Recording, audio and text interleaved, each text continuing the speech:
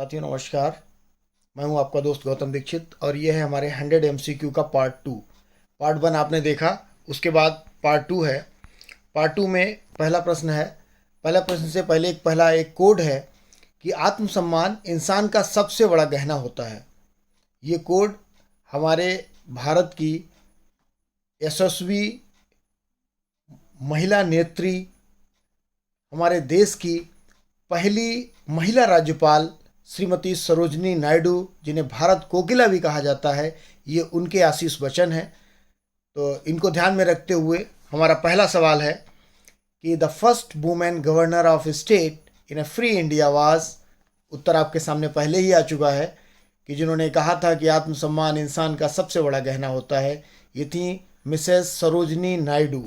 ये हमारे भारत देश के पहली गवर्नर ऑफ स्टेट थी। क्या आप बता सकते हैं कि ये किस राज्य की गवर्नर थी? जी हाँ, ये उत्तर प्रदेश राज्य की गवर्नर थी और ये देश की पहली गवर्नर थी after free India. Second question है, देखिए इसमें क्वालिफिकेशन लिखी हुई है। क्या आप बता सकते हैं किस परीक्षा की क्वालिफिकेशन है? ये देश का प्रथम नागरिक चुनने की क्वालिफिकेशन है कि वो भारत का नागरिक हो, उसने 35 वर्ष की आयु पूरी कर ली हो, qualified for the election of member of a Lok Sabha. व भारत में लोकसभा यानी भारत में जो संसद है, पार्लियामेंट है, उसके दो सदन हैं, एक लोकसभा एक राज्यसभा। लोकसभा को लोअर हाउस कहते हैं और राज्यसभा को अपर हाउस कहते हैं। यानी कोई ऐसा व्यक्ति जो भारत की लोकसभा यानी लोअर हाउस का मेंबर चुने जाने की योग्यता रखता हो, should not hold any office of A profit under the union government और स्टेट गवर्नमेंट और एनी लोकल अथॉरिटी। वह किसी भी राज्य सरकार, केंद्र सरकार या किसी लोकल अथॉरिटी में किसी भी लाभ के पद पर ना हो। जिस व्यक्ति के अंदर ये योग्यताएं हैं वह व्यक्ति भारत का राष्ट्रपति निर्वाचन होने योग्य सामान्य योग्यताएं रखता है। तो इसी से जुड़ा हमारा दूसरा सवाल, the minimum age required to contest for the presidentship is. सीधा आंसर है इट इज 35 ईयर्स। उसी राष्ट्रपति से जुड़ा हुआ ही अगला सवाल, ये इमोजी है कितना, इसमें लिखा हुआ है द इम्पीचमेंट। इम्पीचमेंट का मतलब है महाभियोग। जब किसी पर महाभियोग लगता है, किसी पर नहीं, यहाँ पर भारत के राष्ट्रपति की बात हो रही है जो भारत का प्रथम नागरिक है, उसकी हालत कुछ ऐसी ही हो जाती है जैसे हमारे इस कार्टून इमोजी की है। इसको ध्यान दीजिएगा, थोड़ा सा आनंद भी होता रहना चाहिए, पढ़ाई के साथ मज़े भी होते रहने चाहिए। हमारा अगला सवाल, तीसरा सवाल है, the change of impeachment against the president of India for his removal can be preferred by. यानी भारत के राष्ट्रपति पर इम्पीचमेंट किसके द्वारा लगाया जा सकता है? Option, both house of parliament, क्या संसद के दोनों सदनों के द्वारा। दूसरा, speaker of Lok Sabha and chairman of Rajya Sabha. Speaker of Lok Sabha यानी भारत में जो लोकसभा है उसका स्पीकर, और chairman of Rajya Sabha. Chairman of Rajya Sabha कौन होता है? भारत का उपराष्ट्रपति। तो क्या इनके द्वारा लगाया जा सकता है? तीसरा, सिर्फ राज्यसभा के द्वारा या सिर्फ लोकसभा के द्वारा।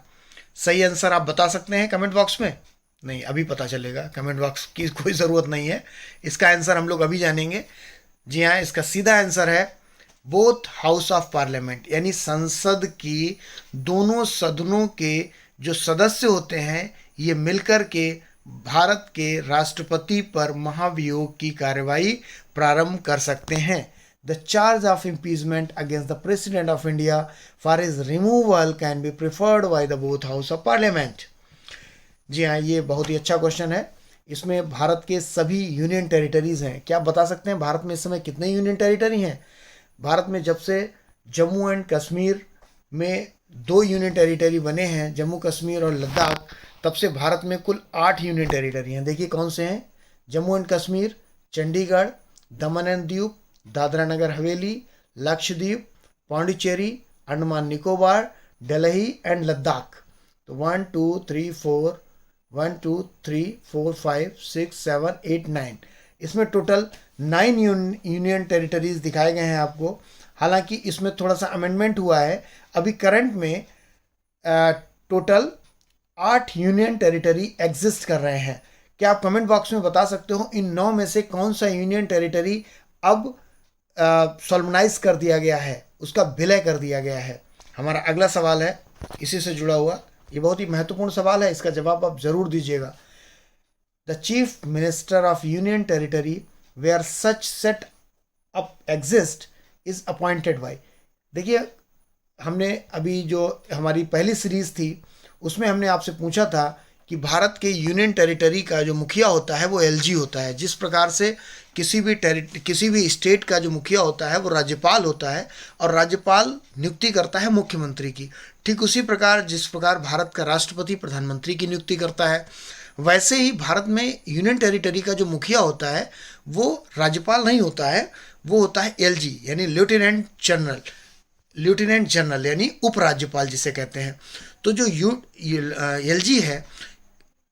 एलजी है वो सभी यूनियन टेरिटरी में नहीं होता है। भारत के दो राज्य ऐसे हैं जहां पर मुख्यमंत्री भी होता है। तो जहां पर मुख्यमंत्री होते हैं यूनियन टेरिटरी में, तो उस मुख्यमंत्री की नियुक्ति कौन करता है, ये हमारा सवाल है। तो जिस प्रकार किसी भी सामान्य राज्य में मुख्यमंत्री की नियुक्ति राज्यपाल करता है, ठीक उसी प्रकार जिस यूनियन टेरिटरी में भी मुख्यमंत्री की नियुक्ति होती है तो वहाँ की नियुक्ति वहाँ का एलजी यानी लेफ्टिनेंट जनरल के द्वारा की जाती है या लेफ्टिनेंट गवर्नर के द्वारा की जाती है। तो इसका सीधा आंसर है ऑप्शन ए, LTG यानी lieutenant governor. Next question, who was the first prime minister of India? बहुत इजी क्वेश्चन है। मिस्टर JL नेहरू हमारे देश के पहले प्रधानमंत्री थे। अगला सवाल महत्वपूर्ण है। देखिए, अब तक के सभी वाइस प्रेसिडेंट ऑफ इंडिया इस एक चित्र में संजोने का प्रयास किया है। क्या आप इन सभी के नाम जानते हैं? सर्वपल्ली राधाकृष्णन से एम वेंकैया नायडू तक भारत में कुल अब तक 13 वाइस प्रेसिडेंट हुए हैं। इस समय हमारे देश के वाइस प्रेसिडेंट कौन है, आप कमेंट बॉक्स में बता सकते हैं क्या? अरे छोड़िए कमेंट बॉक्स की बात, अभी जान लेते हैं। मिस्टर जगदीप धनखड़ जी हमारे देश के वर्तमान उपराष्ट्रपति हैं। और मिस्टर जगदीप धनखड़ अभी राष्ट्रपति बनने से पहले किस राज्य के राज्यपाल थे? ये भी बहुत अच्छा प्रश्न है। तो मिस्टर जगदीप धनखड़ जी जो इस समय वाइस प्रेसिडेंट हैं वो पश्चिम बंगाल के राज्यपाल थे। क्या आप बता सकते हैं कि जगदीप धनखड़ जी का संबंध भारत के किस राज्य से है? इसका भी सीधा जवाब है, जगदीप धनखड़ जी का संबंध भारत के एक सब क्षेत्रफल की दृष्टि से सबसे बड़े राज्य, हमारा मतलब गुजरात से है। नहीं, हमारा मतलब राजस्थान से है। जगदीप धनखड़ जी का संबंध राजस्थान से है। हमारा आज का प्रश्न है, in the case a president dies, जब भारत का राष्ट्रपति अपनी कुर्सी पर रहते हुए स्वर्गवास हो जाए उसका, the vice president can act as a president for the maximum period of what year? तो जो उस समय भारत के राष्ट्रपति का स्वर्गवास होने पर जो सिटिंग वाइस प्रेसिडेंट होता है वो कितने समय तक भारत का राष्ट्रपति बना रह सकता है? 1 ईयर, 3 मंथ, 6 मंथ, 2 ईयर? सही आंसर है 6 महीने तक। अगला सवाल है द काउंसिल ऑफ मिनिस्टर्स को लेकर के। कल की वीडियो में एक सवाल आया था, यानी हमारा वीडियो पार्ट 1 में सवाल आया था, द काउंसिल ऑफ मिनिस्टर्स में कौन कौन शामिल होता है? काउंसिल ऑफ मिनिस्टर्स में 3 श्रेणियां होती हैं, cabinet minister, minister of state and deputy minister. तो अब हमारा अगला सवाल इसी से है, the union council of minister consist of? Union council of ministers में क्या क्या शामिल होता है? सीधा उत्तर है cabinet minister, minister of state and deputy minister. जी हाँ, ये है हमारा बहुत ही महत्वपूर्ण सवाल। वर्तमान में जो हमारे चीफ जस्टिस ऑफ इंडिया हैं CJI, ये पहले तो यही एक सवाल बनता है कि जो वर्तमान में CJI हैं वो उनकी संख्या क्या है? ये है 49th। हमारे भारत के इस समय 49th CJI हैं, चीफ जस्टिस ऑफ इंडिया है।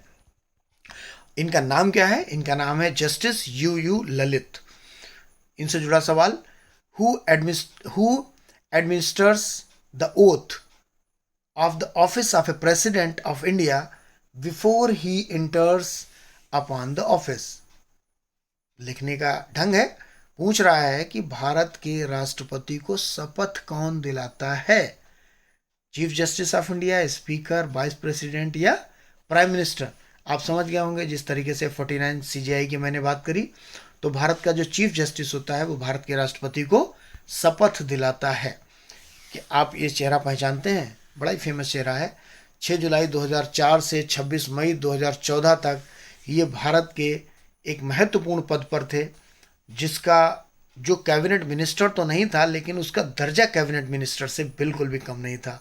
जी, हमारा अगला सवाल इसी पर है। Who among the following enjoy the rank of cabinet minister of India of a union, Indian union? तो deputy chairman of planning commission, Bharat में जो प्लानिंग कमीशन था, जो प्लानिंग कमीशन है, उसके डेप्यूटी चेयरमैन का जो रैंक है वो कैबिनेट मिनिस्टर के बराबर होती है। और अकॉर्डिंग टू विकिपीडिया, जो कैबिनेट मिनिस्टर्स की रैंक हासिल करने वाले जो प्लानिंग कमीशन के डेप्यूटी चेयरमैन थे, वो अंतिम deputy chairman mister Montek Singh Ahluwalia थे। इनका नाम है mister Montek Singh, planning commission deputy chairman of planning commission mister Montek Singh Ahluwalia. तो मित्रों, ये था हमारा 19वां सवाल। अब है हमारा आखिरी सवाल इस सीरीज का। A person who is not a member of Parliament can be appointed as a minister by the president for the maximum period of which months? A person who is not a member of Parliament, कोई भी व्यक्ति जो parliament का सदस्य नहीं है, वो हमारे भारत के राष्ट्रपति के द्वारा कितने महीने के लिए, मैक्सिमम पीरियड ऑफ कितने महीने के लिए मंत्री चुना जा सकता है? सीधा उत्तर है 6 महीने के लिए।